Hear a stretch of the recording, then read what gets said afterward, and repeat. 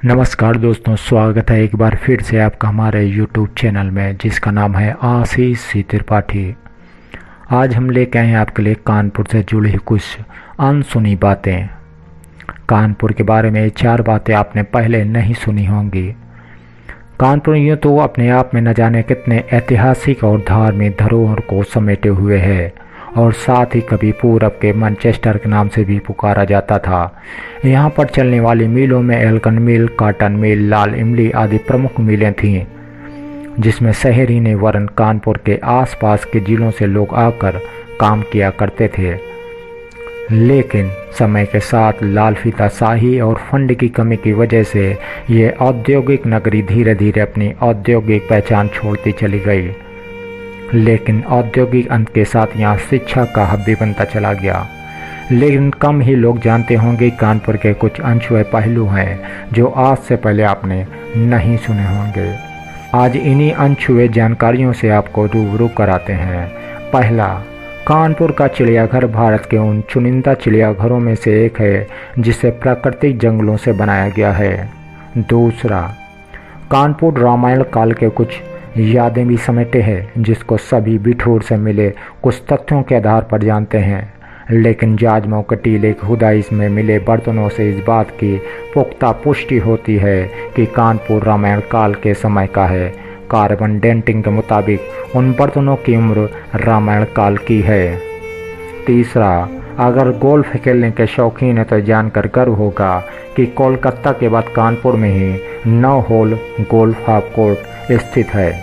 चौथा, Indian institute of pulse research देश का और कानपुर का अपनी तरह का पहला इंस्टीट्यूट है जिसे भारतीय संस्थान दाल अनुसंधान केंद्र के नाम से भी जाना जाता है। इसकी स्थापना सन 1983 में Indian council of agriculture research द्वारा की गई थी, जिसे केंद्र सरकार द्वारा संचालित किया जाता है। कैसे लगी ये जानकारी कमेंट बॉक्स में ज़रूर बताइएगा। तब तक के लिए नमस्कार।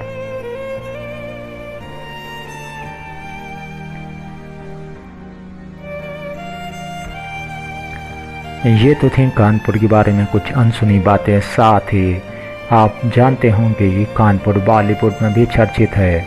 आजकल कानपुर का नाम देश दुनिया में कानपुर की बोली और यहाँ के एरिया के नाम से ज़्यादा जाना जाता है। आखिर क्या है कानपुर से लेकर बॉलीवुड तक यहाँ के एरिया चर्चित हो रहे हैं? क्या खास है यहाँ के मोहल्लों के नाम पर? आइए जानते हैं। कानपुर नगर सीसामऊ, पटकापुर, कुर्सवां, जोही और पुराना कानपुर के प्राचीन गांवों से मिलकर ही बनाई गई है। गांवों के अंतर्गत आने वाली भूमि से ही कानपुर जैसे नगर का निर्माण हुआ और इसी के साथ मोहल्ले भी बनना शुरू हो गए। कुछ अपनी विशेषता या उपलब्धि की वजह से पहचाने गए। बाद में कुछ मोहल्ले के नाम किसी विशेष परिस्थिति के कारण बदलते भी गए।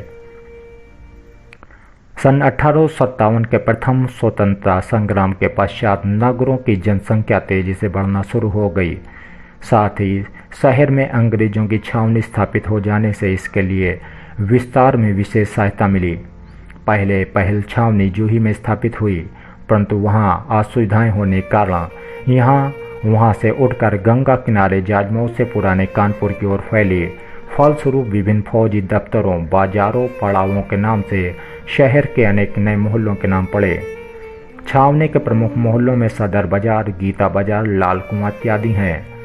यहाँ के दैनिक जीवन से संबंध रखने वाले विभिन्न बाजारों की याद दिलाते हैं। बाद में लोकमन मोहाल, सीताराम मोहाल, मोती मोहाल, हरबंश मोहाल, तेलियाना, मीरपुर और आदि बस्तियाँ भी छावनी में शामिल हुईं। छावनी की वजह से ही महानगर के 1.5 दर्जन मोहल्लों के नाम ब्रिटिश हुक्मरानों के नाम पर आज भी पुकारे जाते हैं, जैसे Albert road, Allenganj, Coperganj, Meston road, Makrabatganj, Harrisganj, western road, Turner road, Shooterganj इत्यादि।